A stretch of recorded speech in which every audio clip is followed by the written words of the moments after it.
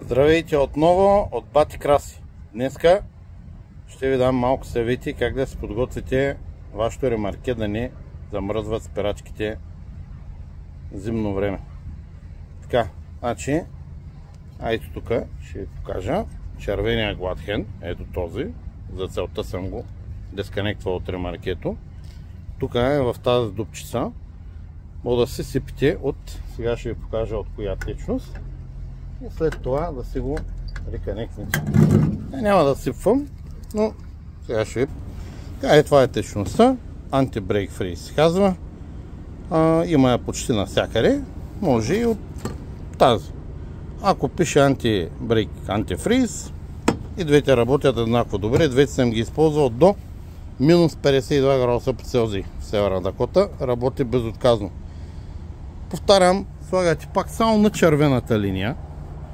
И след като чарджвате линията или релизните вашите спирачки, каквото сте наляли по маркуча, ще отиде в ремаркето и ще го замрази или ще избута леда, който има акумулиран по линията.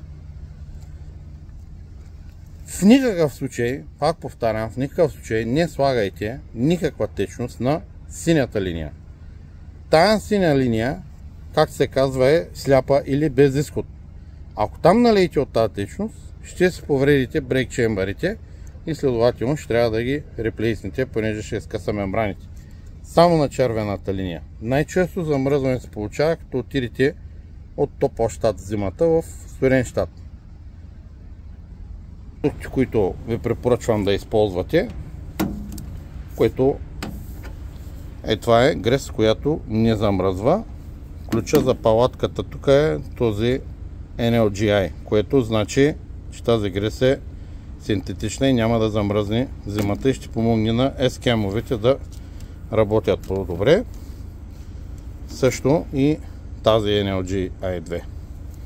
Другото нещо, което може да използвате зимно време, е тази течност да се слагате в нафтата. Ползвам я вече успешно 9 години без проблем. До минус 10 по Целзий ползвам една туба, следователно за двата резервоара, което третира около 320 галона. Стане ли над минус 20, минус 25, минус 30, слагам една туба следствено в един резервоар, една туба в другия. Никога до сега не ме е замръзнала нафтата. От стратегическо значение да не ви замръзне нафтата за вашата лична безопасност. Замръзне ли ви нафтата, не се знае оттам нататък къде сте и какво ще ви се случи и кой ще дойде да ви помогне. Препоръчвам ви от този продукт. Така, другото нещо, което може да използвате, е този продукт за чистачките. Той към минус 35 всъщност замръзва, но все пак до минус 30 ще бъдете окей. Подгответе се за зима, за да не ви изненада. Както в България всяка зима снега ги изненадва. Да не ви изненада и вас. Бъдете здрави, всичко добро!